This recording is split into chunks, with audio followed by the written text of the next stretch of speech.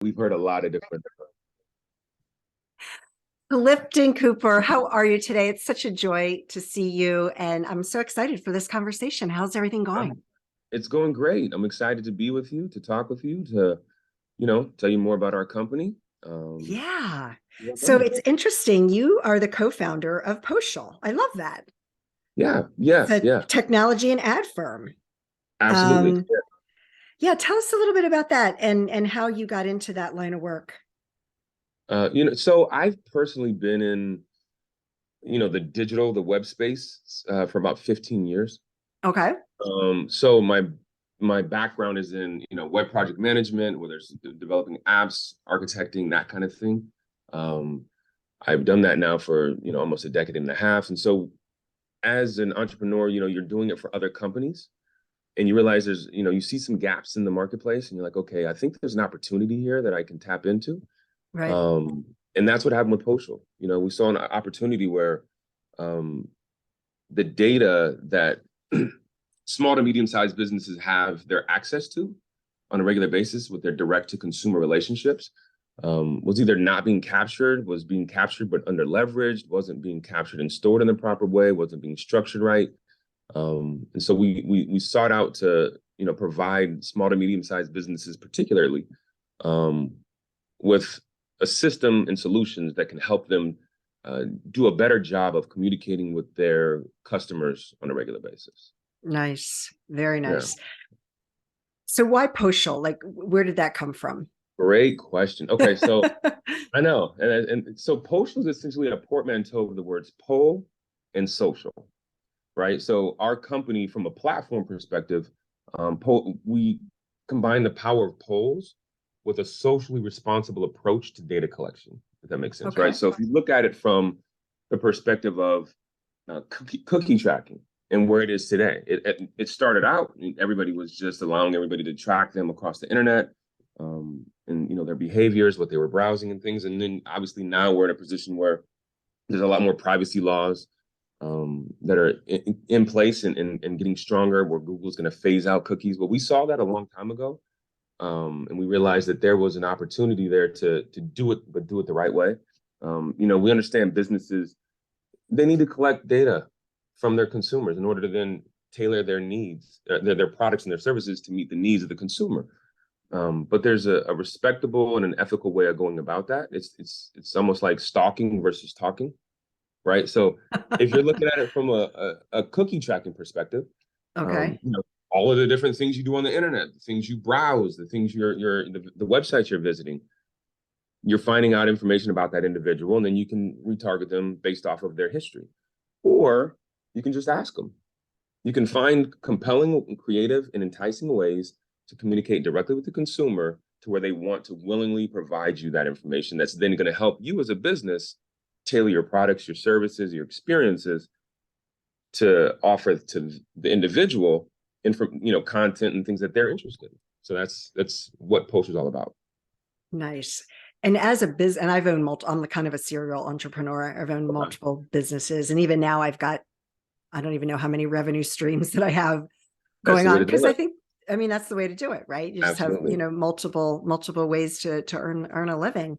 Hmm. And I know for me, content is a headache sometimes, Yeah. Yeah. right? Complex stuff. It is. So when you're talking with a potential customer, like how can you help them to take one more thing off of the table and their plate Yeah. so that they, because as an entrepreneur you've got so much stress, Hmm. and we're all Yeah. about happiness here. Right. No, and that's no, Right. you're on top of it. I mean, especially today. Um, you know, Content is king has been a phrase that's been around for as long as I can remember. But if you think about today with, the microwave mentality that we have where everybody needs the next thing, you need more content, more information. As a business, it gets tough. It's challenging to say, okay, how do I continue to stay at top of mind with my consumers when after 5 seconds they're scrolling on to the next thing and they're scrolling to the next thing. So we have in place a social media management team that manages social media. So we create the content, we capture the content. We have videographers We have photographers. So we do a lot of the content creation for our clients. And then we have, streamlined ways for them to also, in the moment, provide content to us because we can't always be on site. But we have tools that are customized solutions that we've developed that allow them to then instantly provide it to us so we can brand it properly and get that out there for them. So we leverage our internal team, but also give the consumer, it's not just that the business doesn't have the ability to capture content. It's like, what do we do with it now when we have it? How is this good content? So we kind of sort through all that for them. Well, yeah, because I know for me personally, I don't have a marketing degree. That's not my specialty. Right. Exactly. I have no clue, like what's the Yeah. best way to market this or that. And so what types of things do you do to help them say, well, you've been doing it this way is going to help you get more. And that's the great question. People think of marketing as just like, hey, we're just going to roll up this campaign and get it out there. But we really roll up our sleeves and deep dive with our clients. So we sit down, meet with, the executives, the stakeholders, and we look at the operations as a whole. I think it's important from a marketing perspective to understand from a sales perspective, what do they need? From a, internal side of things, what do they need? How can we help make things easier and simpler from an overall process perspective? And so we really start, deep dive internally with our clients, and we look at everything from a ground floor, what does the executive need, all the way down to the very, lowest man on the totem pole.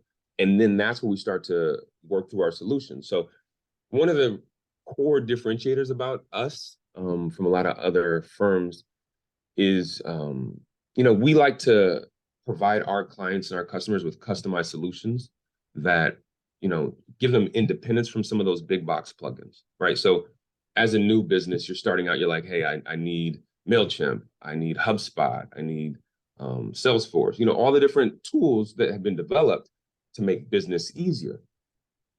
But one size doesn't really always fit all, right? So it's like, okay, there's other ways to skin the cat. We don't need all these cookie cutter solutions. So business may say, hey, I want to do it this way, but this tool only allows me to do X, Y, Z. So if they call us, we can help customize the solutions for them, whether it's from scratch, from the ground up, whether it's leveraging the APIs of those tools that already exist. But we want to give businesses long-term sustainability so that if that system or that tool were no longer to be around for some reason or another, their business can still go on. Nice. I just thought of this as you were talking, and I'm sure there's just been so much hype lately about AI. I know where you're going. Yes. AI. Yes. And all of a sudden, everybody's an expert on ChatGPT. I can't tell you how many emails I get weekly on different courses because everybody's, next new thing. Oh, okay. Now I'm a ChatGPT expert. And I was like, okay, I'm not sure I'm going to pay for that because it's really not that complicated. Right. So you're just asking questions. It's like an advanced Google, right? Right. It is. So how do you, and do you leverage some of the AI technology out there to help you with some of that? So we've been developing some AI tools ourselves that we'll be rolling out here probably, fourth quarter of this year. As a company, we're not opposed to leveraging the systems and the tools that exist to be more efficient. Things like ChatGPT, things to, help expedite, fulfillment for clients.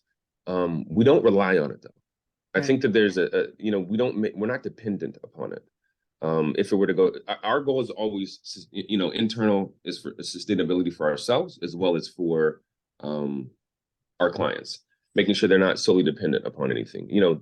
Out of nowhere, regulation could come down and say, hey, you can't use AI for X, Y, Z, or, you never know what it'll be. And I think sometimes it's easy to jump on that next trendy thing and then your business is built upon it. And then you're kind of beholden to it. So we're not hiring people at the moment that are, prompt engineers, even though I think that's going to be a big thing. I do believe that AI is not just a fad. I don't think it's going to disappear anytime soon. I think it's a huge shift. IBM just came out and said that they think that they can replace somewhere, right around 7,500 jobs I know, and that's the difficulty, right? It's like, Yeah.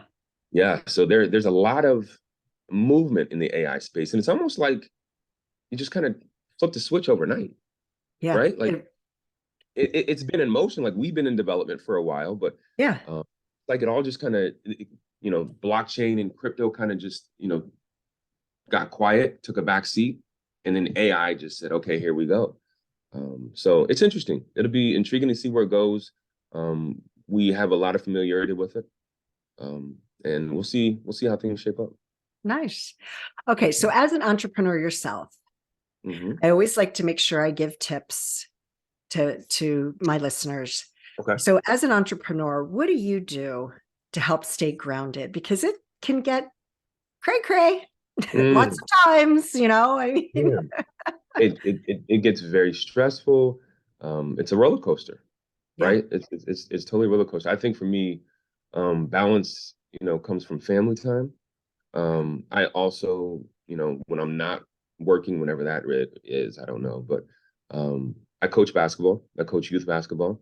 oh, nice. Yeah, so I coach youth basketball, coaching a couple basketball teams now currently. Started a nonprofit that is centered around mentorship through the sport of basketball. Um, prayer, whatever it takes to just make sure that I have peace of mind. Uh, and there's got to be balance. And I didn't learn that. I didn't start off that way, right? It took a while to realize that, like, man, you've got to balance things out. I have two young boys, 8 and 11. Um, you know, time with them, playing Mario Kart. Just time getting away and just Yeah. saying, okay, let me put the phone down for a minute, um, and just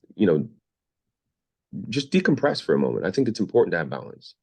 Well, yeah, because I think as entrepreneurs, because you're developing something, it's your baby, right? It's Yeah. just you have to keep everything in perspective Yeah. Right. and understand that, if you're not taking care of yourself, Yeah. your business is going to suffer at some point. Great way to put it. Very great way. And, for me, I've been fortunate enough and blessed to have, like, the business partner of all business partners. So I think that also helps. He's got the same mindset. He's got a family, young kids. So we take turns giving each other mental breaks and saying, "Hey, you need to go take some time, and it Yeah. allows us to still run the company, but also to, because I mean we're putting in 15-hour days on a Yeah. regular basis. And that's not sustainable. It's not. It's not. It's not. And it's like you said, the company suffers if you don't take care of yourself. Well, So yeah. I believe in balance. Yeah. Because at the end of the day, success is 80% mindset Mm, and 20% tactic. I love that. I will keep that. Yes. I will probably Keep have that that in in my mind. office. Okay. And because when I'm not podcasting, I am a high performance results coach and I work with elite athletes. Okay. And so as you're mentoring your teams, that's a really Hmm. great thing to make sure that Yeah. because I work with a lot of kids as well. Okay. Hmm. I'm a retired US national and international figure skating coach, and I have a gold medal in Wow. ice dancing. So that's where, That's amazing. and now like I'm a obsessed tennis player. Oh yeah. Yeah. That's Yeah. awesome. Yeah. I compete, in leagues and all that stuff. But anyway, but the thing is like with kids, what's really great about them is they're like sponges. Yes, they are. And when you let them know that, like, Hmm. the way things are today doesn't always have to be like that. You have a choice. Yeah, And they're like, absolutely. really? Yeah. And it's hard for them to grasp that until you tell them that, right? There's some things that you just need to tell them what appears obvious to us. It's not to them. Right.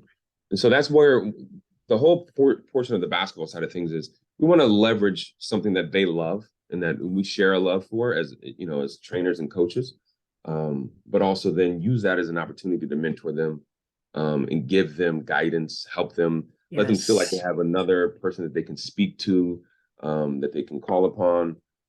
So that's and we're also going to expose them to other business industries. When I grew up, my dad was a construction guy, stucco man. My mom worked in the bank.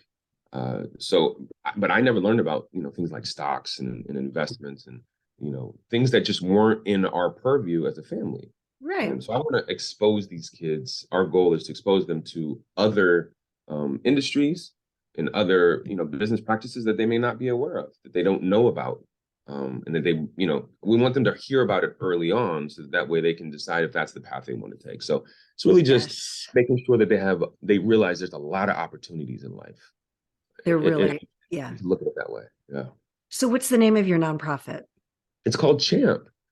Champ. I love Yeah, that. it's called Champ. Yeah, yeah, absolutely. So, and we are new. Just started off this in December 2022, and the goal is kind of centered around kids nowadays. There's a lot of travel basketball, a lot of still the YMCA. I still coach at the YMCA and volunteer time there as well. But I think the kids need the ability to just play open gym basketball, have Yeah. time to just go in and just play without getting criticized and critiqued by a coach. Failure's okay. It's okay to make mistakes. Just go develop your own creativity, your own instincts about the game, and then build a relationship and camaraderie. The people that I'm closest to are the people that I played basketball with growing up. Like, we're in our 40s now, and we were all in each other's weddings, right? Like, you can build long-term relationships, Yeah.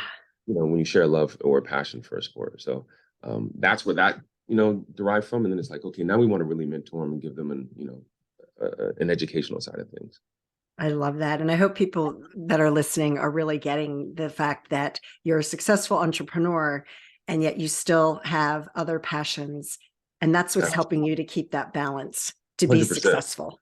Absolutely. That's what allows me to continue to drive, to push forward, Yeah. because I need to diversify, kind of like you. You gotta I like to have my hands in a lot of different things. I like to be involved. I like to help. Yeah. So that's where that comes from. That's awesome. So before we finish up, Clifton, is there anything else that you'd like to share with the audience, and where can they find you? And I'll make sure it's in the show notes as well. But if you could just Yeah. also give out your website. Yeah. Yeah, absolutely. It's Pocial.com. That's P as in Paul, OCIAL.com. Check back, you come visit anytime, but also find us on Instagram at Pocial Digital. You know, get in touch if you have any questions, anything you want to talk about. We're open. We love to communicate with people. If there's anything you need, just reach out. We'd love to help. If there's any businesses that are interested, reach out to us. We'll go from there.